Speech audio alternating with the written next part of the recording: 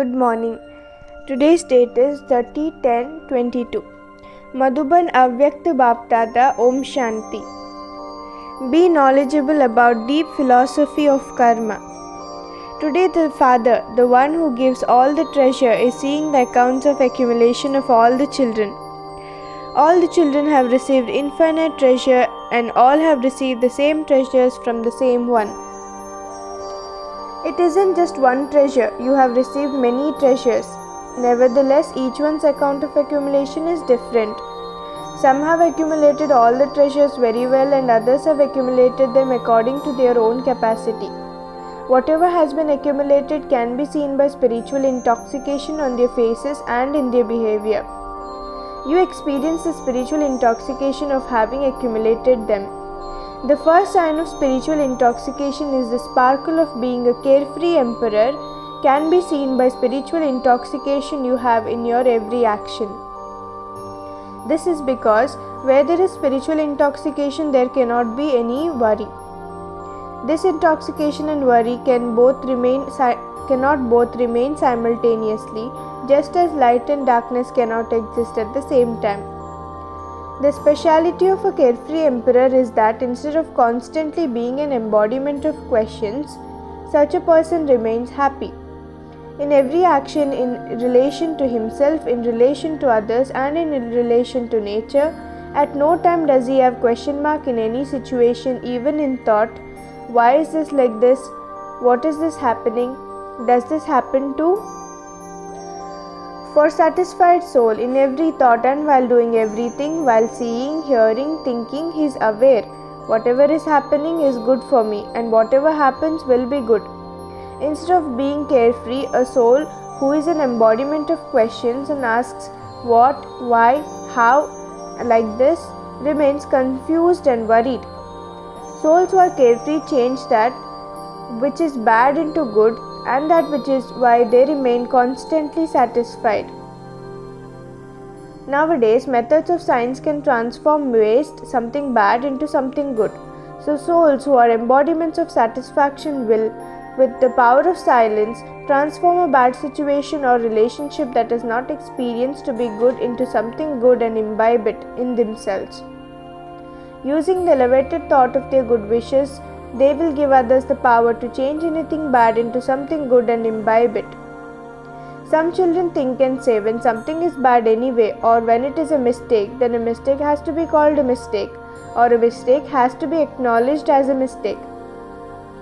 You only have to acknowledge it as a mistake. To understand the difference between right and wrong is a separate thing, but the intellects of those who are knowledgeable and know this, having understood it, would never imbibe that which is bad about a soul as being bad.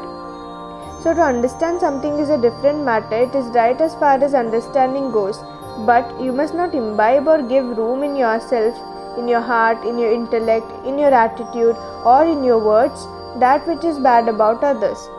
Therefore, there is difference between understanding it and imbibing it.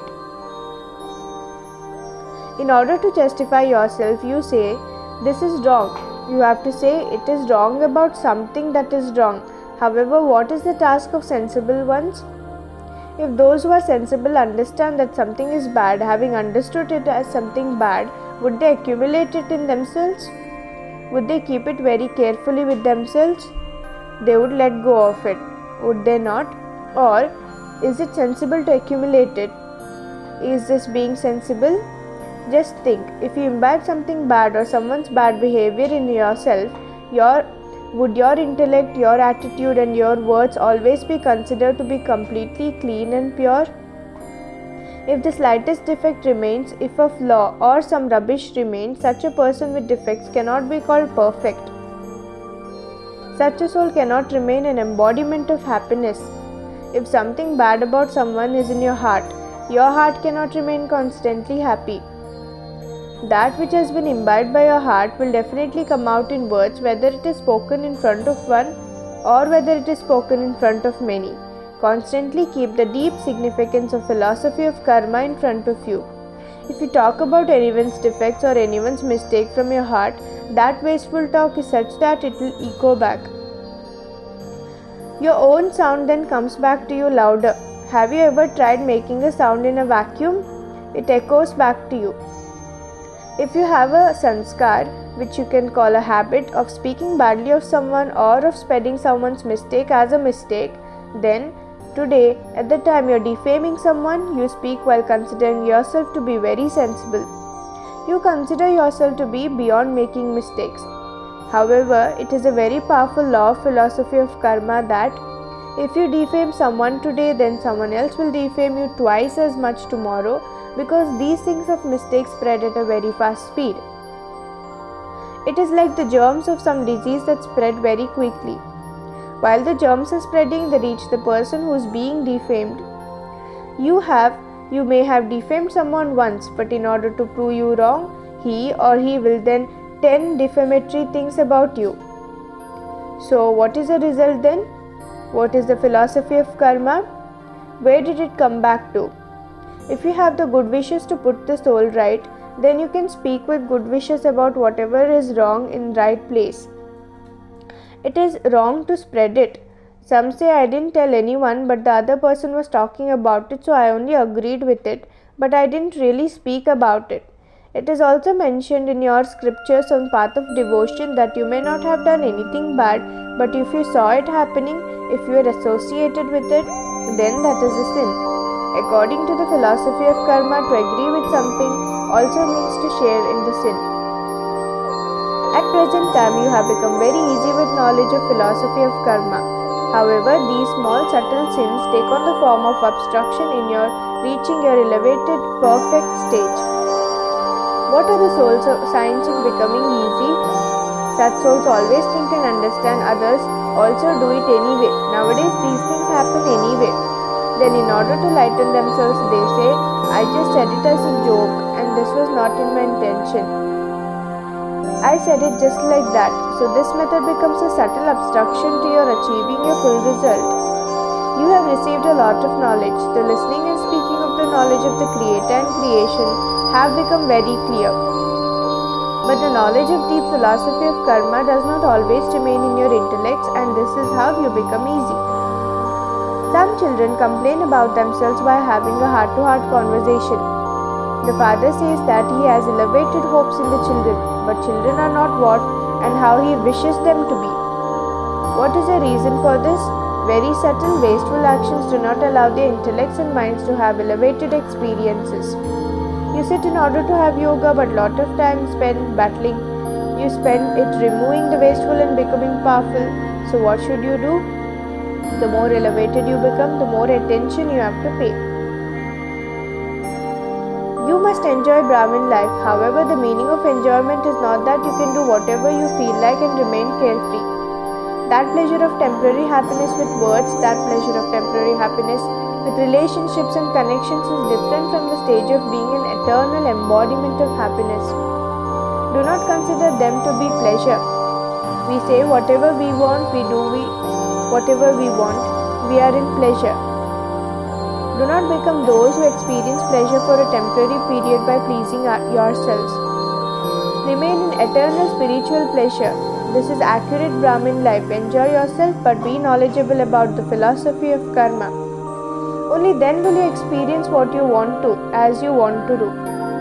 Do you understand what you have to do? Be knowledgeable about the deep philosophy of karma. Baba will then tell you the result of the treasures that you have been accumulated. Acha. To the souls everywhere who are free from worry and carefree emperors, to the special soul who remain constant embodiment of happiness, to the karma yogi souls who constantly use the elevated power of transformation for themselves and others, to those who constantly have the knowledge of the Creator and His creation and the philosophy of karma, to the souls who are embodiments of knowledge, Bapdada's love, remembrance and namaste. Bapdada speaking to Dadis. What is essential at the present time? The knowledge of the deep philosophy of karma has become merged. This is why there is carelessness. Souls are effort makers, but there is carelessness in their efforts. This is why this is essential at the moment. Bapdada sees everyone's result. Whatever is happening is good. But you now have to become the best. You have to keep busy, do you not? In what do you have to keep yourself busy for longer period? What do you have to give a lot of time to? Even if the stage of all of you may be detached and loving, but you still have to give some time to this. If this time were to be used in spreading the powerful vibration of a lighthouse and a might house, what would happen? Let there be this atmosphere collectively. Let there not be anything else. Would the vibrations reach the world and nature then? Now everyone is waiting in anticipation. When will our creators and the master creators become complete and perfect and allow us to welcome them? Nature will also welcome you, will it not? The day will come when it will welcome you with a garland of success. When the bugles of success play, the bugles of revelation will also play. Then they have to play anyway. Dadi Chandarmani taking leave from Bap Dada to go on service. To be an all-rounder is to be elevated service. It is good that you continue to tour around. It is in children's past to tour around. The father can only tour around in the Avyakt form. In the Sakar form also, it wasn't in the father's part to tour around. It was the children's. Bap Dada meeting groups personally. In order to be a part of Rosary of Victory, become intense effort makers. Do you constantly experience yourself to be intense effort makers? Since you have become Brahmins, you are effort makers anyway. Are you intense effort makers or just effort makers? Would you call those who just listen and speak effort makers or intense effort makers? What happens after listening and speaking to others? Whom would you call an intense effort maker? One who listens or one who becomes that? The 16108th bead of the rosary also listens and speaks to others. How else would that bead enter that rosary? However, who will come into the rosary of 108? The rosary of 108 is called Rosary of Victory. The rosary of 16,000 is not called the Rosary of Victory. So, the majority listens and speaks to others. However, it is someone who listens and then becomes that who is said to be an intense effort maker. There are 108 intense effort makers and 16108 effort makers. So, check in yourself. Am I an intense effort maker or an effort maker? The majority of you can know yourself as to what you are and how you are. There are a few who do not know themselves and they move along considering wrong to be right. The majority of you truly know yourself as who you are. This is why you must always look at your own self, not at others. Check your efforts and change them into intense effort. You won't be able to change them in the final moments. That will be the time of finishing your studies. You don't get a chance to study at that time of an examination. If a student thinks that because he doesn't know the answer to a particular question, he can look it up in the book and then answer the question, would that be right or wrong? So you won't be able to change yourself at that time. You will attain a reward according to what you are now and how you are.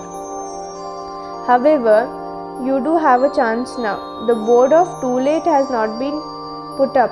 The board of late has been put up. It is late, but it is not too late. Therefore, there is still a margin. Some students are able to pass with honors by studying only for 6 months if they make the right effort. However, when the time is over, you won't be able to do anything. Even if the Father wants to have mercy, he cannot do so.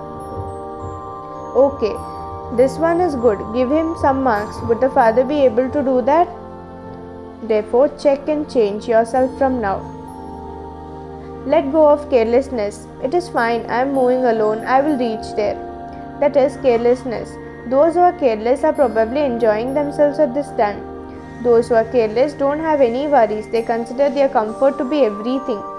So, do not have any carelessness. Remain constantly alert. You are the Pandava army. Is an army careless or alert? An army means alert, cautious, on their guard. Those who remain careless are not considered to be soldiers of an army. So carelessness but attention. However, let attention also be your natural way.